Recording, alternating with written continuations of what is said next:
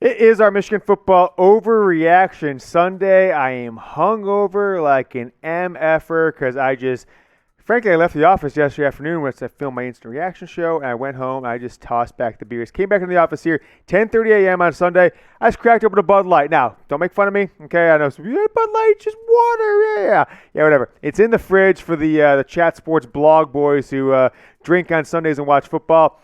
So I'm just going into it. I guess I'm in a bad place in life when it comes to this program because I thought Michigan was back and at least they'd have a chance to go into the Ohio State game with some semblance of a season that we'd all talk about for years to come. Maybe they still will, but we'll see. So let's just talk about the overreactions I've seen from you, seen from me.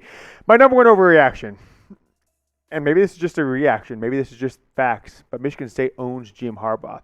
Let's just go over in our minds the games of his career. 2015, he has trouble with the snap, right? Maybe the most gut-wrenching loss in the history of sports. 2016, Michigan wins, okay? 2017, Michigan's a 20-point favorite, and they lose at home in a night game.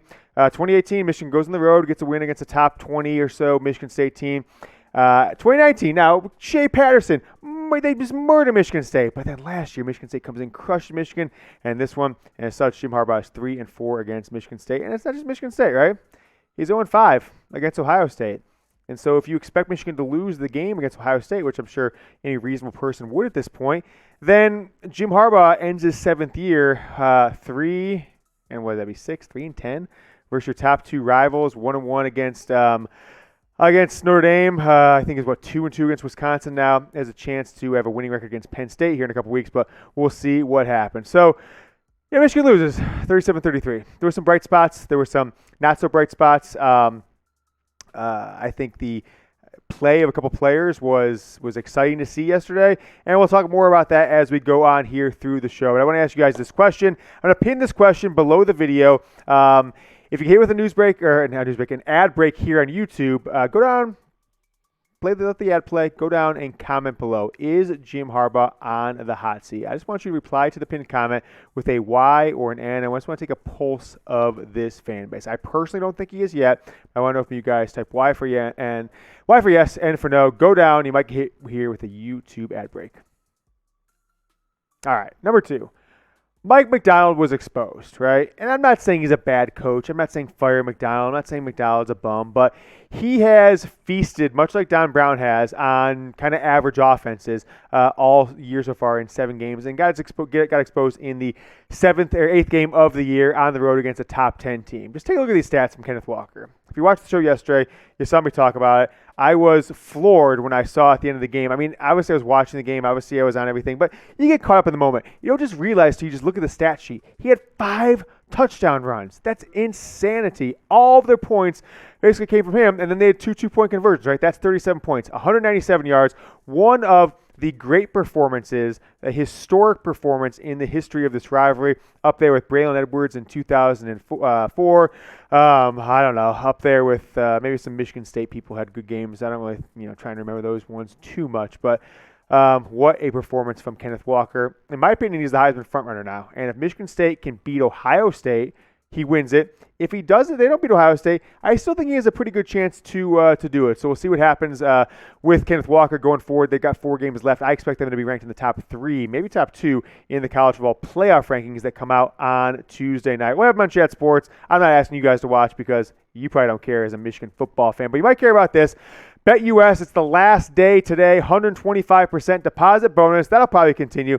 But go to chatsports.com/goblue. Use that link to get going with our sportsbook partner, BetUS. And if you do it today and you make a bet today, the last day of October, we will be able to ship you a Michigan Football Jordan brand jersey. We put the number 4 on there. There might be other numbers in there, but I think 4 is the one that we'll always have in stock. So you got to get going with BetUS. Chatsports.com/goblue. Use that promo code GoBlue to get your 125% deposit bonus. And then email us, jersey@chatsports.com, and we will ship you a Michigan Football Jordan brand jersey to the address you gave us and your size, your name, everything. So go ahead and get going with BetUS. Put some money on the NFL. Let's say put one bet down, $100 minimum deposit to get the deal. So go get going with BetUS now. Number 3 overreaction is Andrel Anthony is a number 1 wide receiver. Hell, I could say, folks, he is a star in the making. What a game from him. 2 touchdown catches, could have had 3, right? A third touchdown pass, gosh, from Cade McNamara towards the middle of the fourth quarter, so was just out of his grasp, maybe by like 3 or 4 inches. He made another beautiful catch on the sideline in the fourth quarter that was out of bounds, got a foot down, but as a true freshman, he had 0 catches in his college football career coming into this game.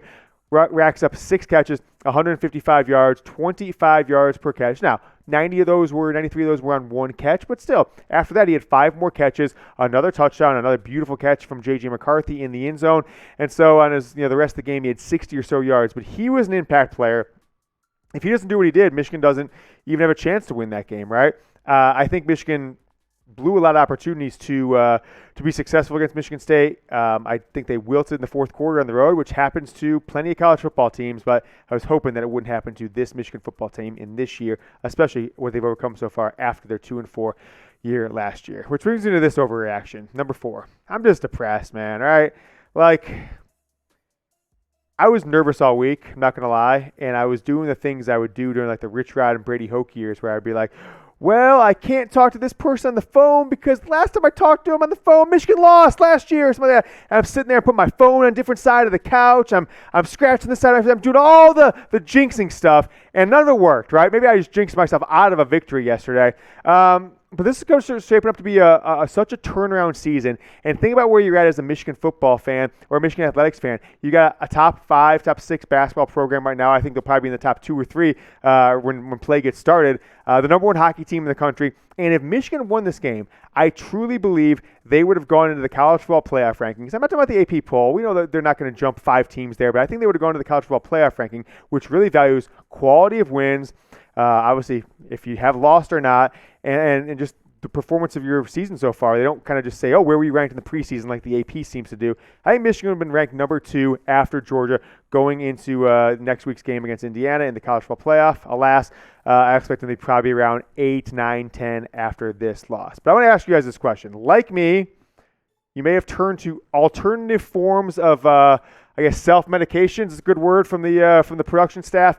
How many drinks did you have last night? I don't know. I probably had, including The Office, 18. I don't know. Is that a lot, Sam? I mean, beer, Bud Light, whatever. So I'm talking about all day from the game that started. I would say 18 drinks yesterday for me. But I'm doing pretty good. Woke up at 6 a.m. this morning feeling like $1 billion, and the only thing that was bringing me down was this Michigan football loss. And I ask this question. Why can't we have nice things as Michigan football, basketball, hockey fans? Why can't we have nice things? There's a Taylor Swift song, right? There's a Taylor Swift like, this is why you can't have nice things. And it's like, yeah, Sam over there, he's like 21 years old probably, like 2 years out of college. He definitely knows the song I'm talking about. But, I mean, Michigan should have won that game. They controlled the whole game until the last 8 minutes or so, and they lost. Michigan makes the national title game every 5 years. They lose the national title game in basketball, 2013, 2018. Hockey teams, number 1. They're going to rip our hearts out this year, too. And so I just want a national title. I just want a Big Ten title from one of these teams. I know basketball's got a few, but the expectations for some of those teams were go to the Final Four and win it. Lost 2 games there. Why can't we just have nice things? Just get a loss. Just give me one season where they beat Michigan State, Ohio State, go to the college football playoff. Even if they lose to Clemson or Georgia, or obviously Clemson not this year, but Alabama, I'm fine with that. I just want to get there one time. Just one time. All right, that's my rant for there. We still got more to the show to go, so it's not. Don't click off now. Don't go watch somebody else. Subscribe to our channel if you haven't. Thanks so much for all the support this year. I really appreciate it. We're in this together though. 4 games to go for this team, and if they win the next 3, Indiana, Penn State, Maryland, you're going to be in the top 6 or 7 with a chance to beat Ohio State, control your own destiny, all that good stuff, which brings me to that point there. Is this team still controls its own destiny? I put a question mark. I don't know. Right? If you beat Ohio State, sure. But does anyone think that's a realistic option? I don't know, right? Probably not. It probably is. And after what we saw today, if you're just settling for field goals, you can't score inside the red zone. Ohio State's going to score 60% of the time, touchdown in the red zone. They'll probably kick a field goal the other 40%. Michigan's not anywhere close to that, especially against a team like Ohio State. So let's look at the schedule here. Indiana next week. Then you go down the road to Penn State. That should be a winnable game, but it's a road game. Penn State's a good team. Let's see we'll see what happens there. Maryland and then Ohio State at the end of the year. So if you go out of that with 3 straight wins and go to the Ohio State game, I would say this is a successful season versus expectations. I'm never going to say I just want to lose to Ohio State or that's acceptable for a Michigan coach, but it'd be a turnaround team that will be bringing back a ton of stars. They'll lose a couple on defense, probably Aiden Hutchinson, probably Daxton Hill, although maybe he sticks around if he's not a first-round projected pick. Maybe Daxton Hill returns next year. Aiden Hutchinson certainly will be a first-round pick. You probably return 4 or 5 offensive linemen. A couple guys could potentially leave. And either J.J. McCarthy or Cade McNamara will be your starting quarterback. Haskins, Andrel Anthony, Erick All. You have a ton of talent coming back. The future looks bright. But as of today, kind of depressed that Michigan lost yesterday to Michigan State. But give me a number. Give me a percentage down in the comments. Just, 17%, 2%, 0%, 100%. I'd say it's like 5% right now that Michigan makes the playoff, in my opinion. But let me know down in the comments the percent chance that Michigan makes the college football playoff. All right. I'll be back on Monday with your questions and answers. I have put out a call for some questions and reactions on social media Saturday. So I'll talk about those here on Monday. Just kind of get the vibe of the Michigan football fan base after this loss to Michigan State on Saturday, 37-33.